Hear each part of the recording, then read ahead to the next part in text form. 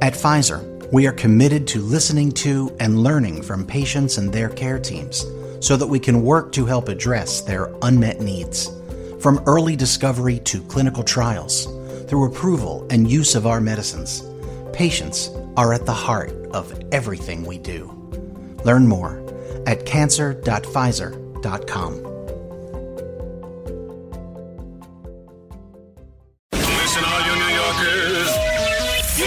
Taxi. Okay, man, we're looking around. This is the 77 WABC minicast.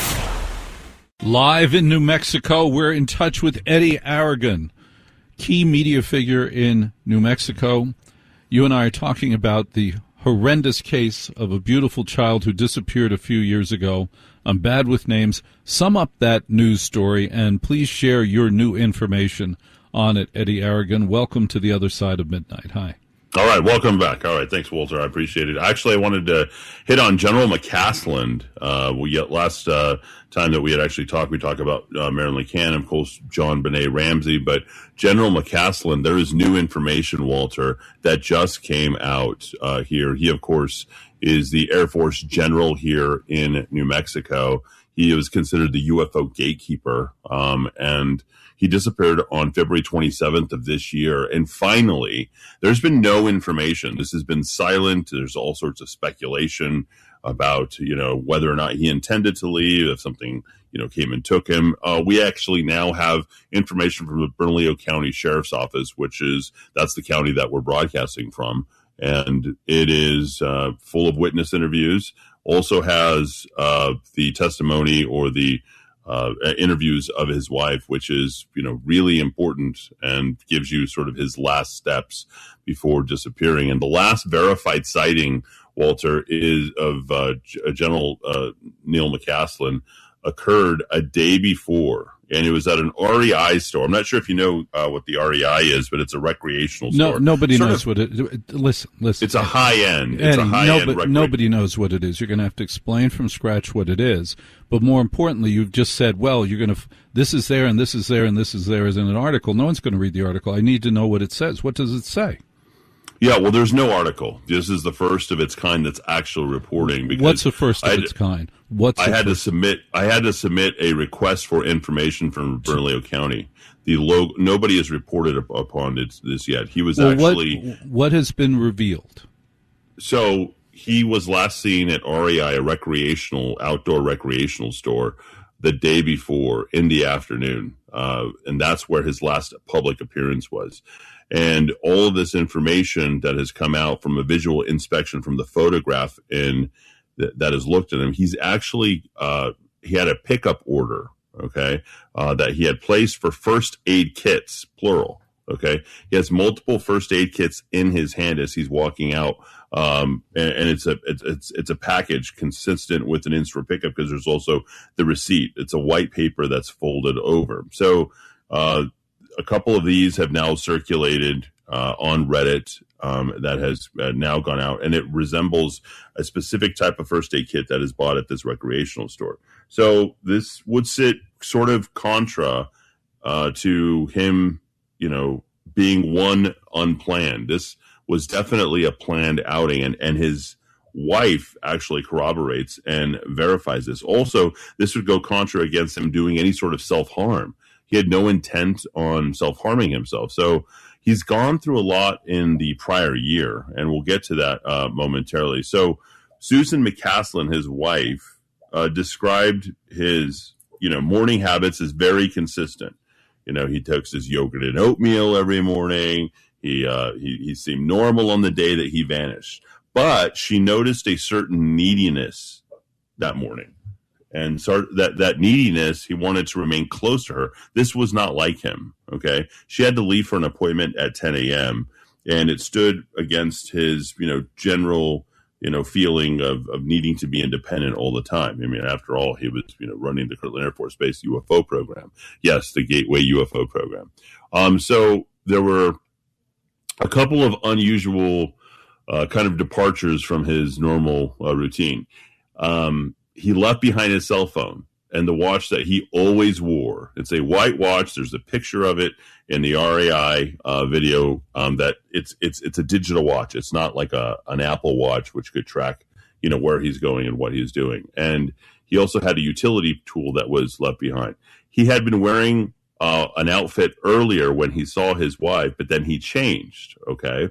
And that clothing was actually found at his residence. So when Susan returned from her appointment, found him missing, she immediately started searching the open space right next to the place where they live, which is something called the Elena Gallegos open space. And that's where he would go all the time. So he also had a confrontation with the solar panel guy, which was also very uncharacteristic. And that was an hour before that he went missing. She stated that it was very untypical because he was non-confrontational. And Susan's suggestion to him was to go to the gym to cool off, okay, which he actually agreed to. But it also, indicated, hey, there was a future that didn't have anything to do with him, disappearing. So the departure route for him, the back door, and that he would use for short outings, he would usually leave open. All of that was not verified. Normal ways of him leaving the house, he did not leave the house the normal way. So, here you have this high achieving, analytical, high-minded guy who's an Air Force officer who served at the highest command levels, both here in New Mexico as well as in Ohio at the Wright-Patterson Air Force Base. And he also consulted and continued to consult for Sandia Labs. And he was very engaged with foundations that continued to, sort of service his work. So one of the things that was of concern to Susan was his physical fitness, right? His mental fitness, actually. And he started sort of kind of drifting off, if you will.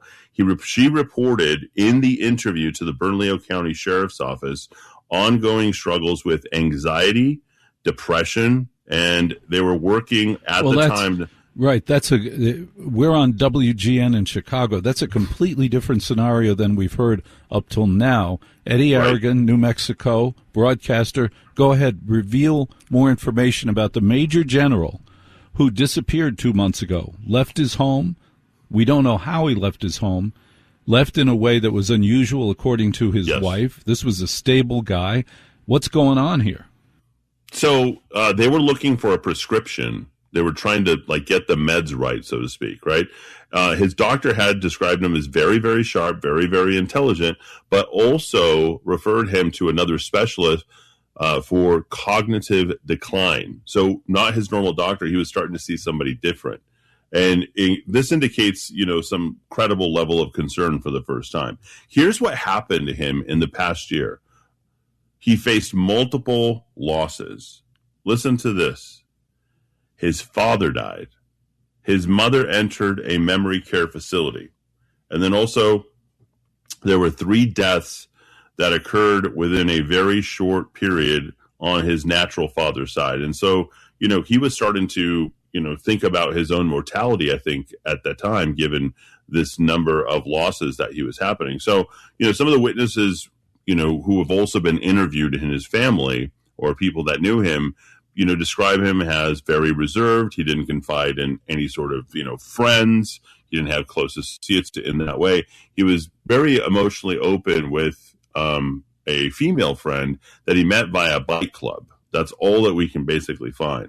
But the physical, there was no physical relationship, and it was just a dynamic that he had for someone that he had with shared interests. So his wife, Susan, really is unsure about his views on suicide, described him as considerate, described him that he had no intent to harm himself, and if he did, that she believed that he would choose a location unlikely to traumatize any child if he was going to be discovered. But again, you can kind of discount that. So here's all of the distress signals that have just kind of come out, right, that are he's dealing with: the losses of life, his father, his mother. He really had expressed recent frustration regarding that cognitive decline that he was being referred to a specialist as. But he made a statement to his wife, which she went on the record with, Walter, and she says, or he said to her, quote, "I don't know how long I can go on like this." But he also, at the very same time, is making plans to go skiing, to do a lot of other trip. He just recently returned from Japan in January.